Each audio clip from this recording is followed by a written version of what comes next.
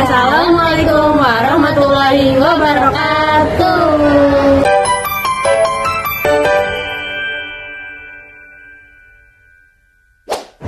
Hello everyone, welcome back to English Talk with Nadya and Hasna. Today we are going to talk about a very famous fable story called Belling the Cat.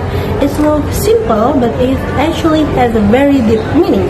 Yeah, it's a short story about mice and a cat, but even if it's simple, the message is really important. The story shows how fear and ideas work in real life. So let's start from the beginning. In the story, the main characters are the mice. They live together and they always care. Right, they are always afraid of the cat. The cat is their big enemy. Because of that, the mice cannot feel safe. Even when they stay in their homes, they are still worried. Exactly, their life is full of fear. They can't relate, they can't go outside freely. So the main problem here is very clear. The cat is always a threat from them. And because of that problem, the mice try to find a solution. They want to survive, they want to know when the cat is coming, so they can run away quickly.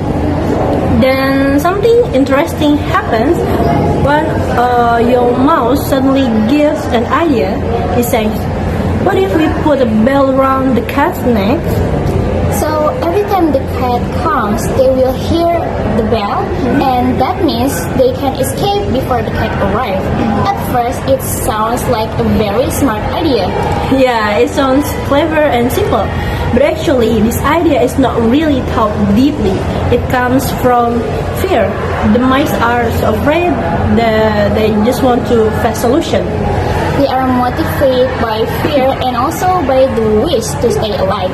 They don't want to live in danger anymore. That's why they like the idea so quickly. But then the situation becomes more serious. An old mouse asks one simple question: who will put the bell on the cat? And suddenly everything becomes clear. No one answered because they realize something very important. The idea is actually not easy to do. Yeah, this is the key moment in the story. It shows the difference between having an idea and doing an action. Many mice like the idea, but nobody is brave enough to do it.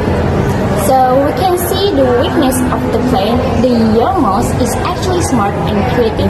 He thinks of something different from others.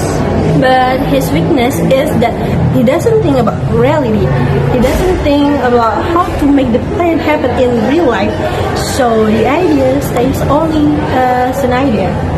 At the beginning of the story, the young mouse looks confident. He believes his idea is the solution. But at the end, nothing really happened.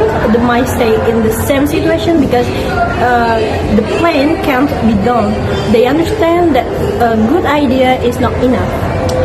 If I imagine myself as a young mouse, I would try to think more carefully before sharing an idea. I would ask myself, is this impossible? Is this safe?